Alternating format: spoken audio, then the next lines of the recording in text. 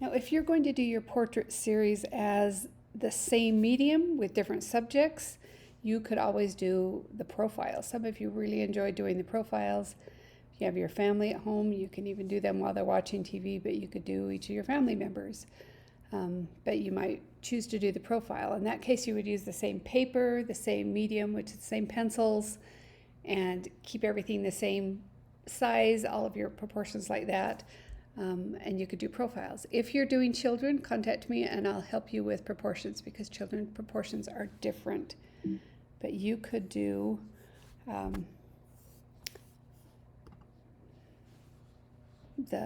series of portraits here. Now these were all done by different people, but if you were doing them all, they would all have a similar style to them. You also want to make sure that when you take your images that you clean up those photos. Although this was white paper, this looks like it was yellow, so shine some good light on those photos when you take them. Make sure that there's no shadows and that they have nice contrast.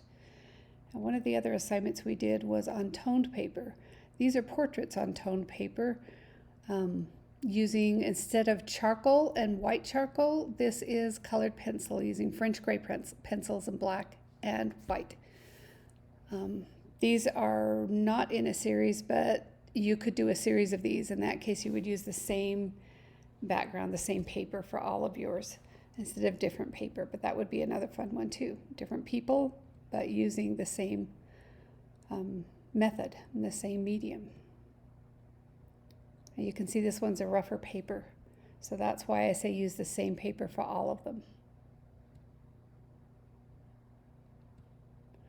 You could, this is actually a charcoal drawing. If you feel really comfortable with the charcoal and you want to try this, you can. You've got to be very delicate and careful with features on the eyes.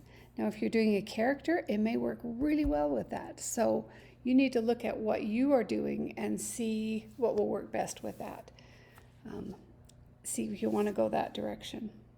You would do all three, the same medium, same paper, just different subjects. Here's one that is same paper, same medium, different subjects, just like what we're doing. These are scribble drawings. You can see it's done with an ink pen. You get little ink blotches every once in a while, which are really fun. But these scribble drawings are very dynamic and crazy, and yet they take a lot of skill. So be sure and choose something that you feel like you can do and that is working well with you. These are just really intriguing to me, so I wanted to show you. But this is the effect we're trying to get, basically, where you have the same medium, but you have different people, and it makes a nice series. And this doesn't have to be done large. You can do these half-size sheets. As small as 6 by 6, but no smaller than that. I don't want any little 1 by 2 drawings. So keep them big enough to be able to do what you need to do them.